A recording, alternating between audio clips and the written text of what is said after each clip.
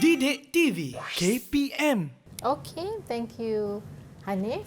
For section C, essay question number 4 on the Joy Luck Club by Amy Tan. Again, I've taken the question from STPM 2019 with close reference to the stories of any two mothers in the Joy Luck Club. Discuss the strengths of each character.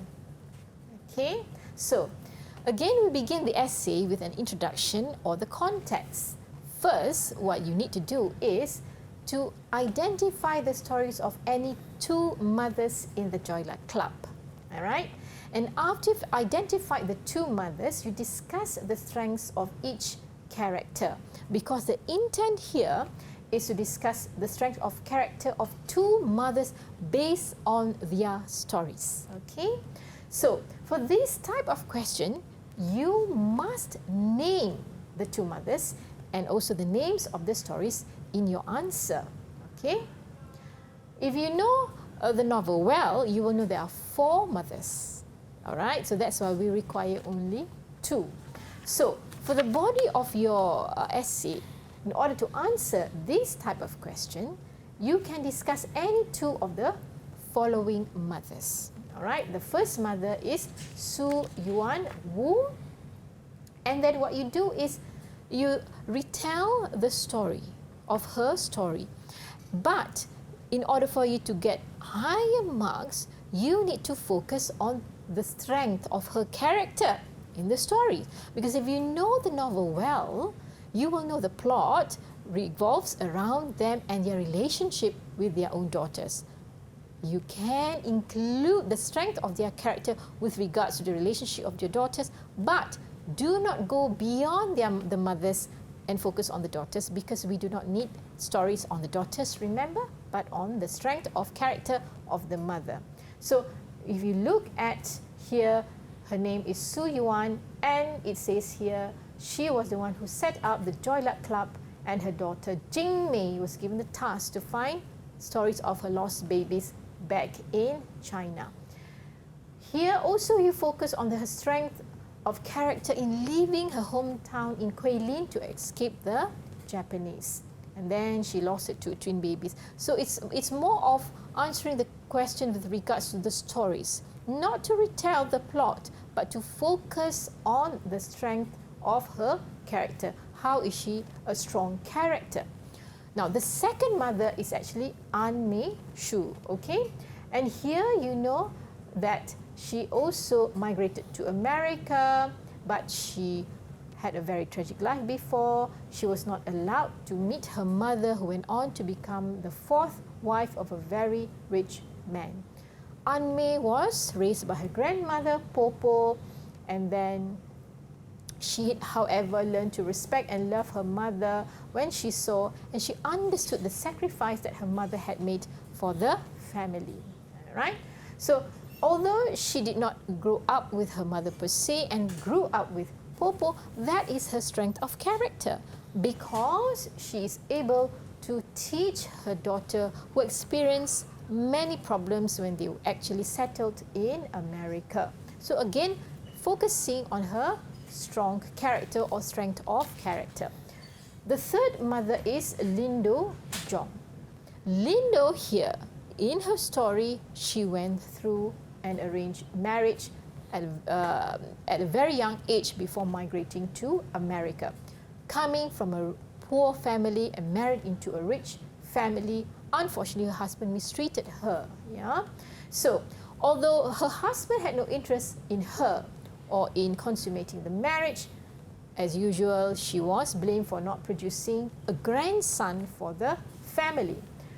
The strength of her character, however, comes here. She's able to leave her marriage. She's able to break the marriage bond by playing on her in-laws' superstitions. All right, there is a superstition in which if you do not get to produce a grandson or a son for the family, something bad would happen to you, and she played on that. And Lindo taught her daughter Waverly the art of indivisible strength in order to rise above their own problems. So although it seems that for Lindo there are problems, you can present the problems first. And then you write it in such a way that you focus on her strength of character in overcoming or solving her problems. The fourth mother in which you can choose is Yin Ying Sinclair. Now, Yin Ying, compared to the rest, actually comes from a very rich family in China. However, her strength of character is displayed when she married a bad man who left her to live with another woman. In the novel, she calls herself the Tiger Lady because she was born in the year of the tiger. As we all know, this year is also the year of the tiger. I was myself born in the year of the tiger, together with my husband, yeah. So, as a tiger, and you relate it to her strength of character, the tiger is strong, the animal tiger is strong, it's fierce, it's cunning. So that was actually her strength of character. So when her Chinese husband died, at the hand of his mistress, she then married an American man called Klip Sinclair, who then brought her to America. So she was not, perhaps she's different from the other mothers because she didn't migrate due to poverty, but because she left a bad marriage and got married to an American. So here, however, her strength of character is that she's able to compromise. She learned to live with lesser than what she was used to when she was back in China, and she tries to pass on her wisdom on Chinese culture to her daughter Lena, whom she believed to be very similar in values to herself. So you can choose any two. So please, again, the question requires you to answer only two. Do not answer three. Do not put in 4, because examiners will only mark 2. Okay, the first 2 as per in your essay. So in conclusion, in the Joy Luck Club, the stories of the mothers tell us of the strengths of each character. You just summarize, do not introduce new information in your conclusion.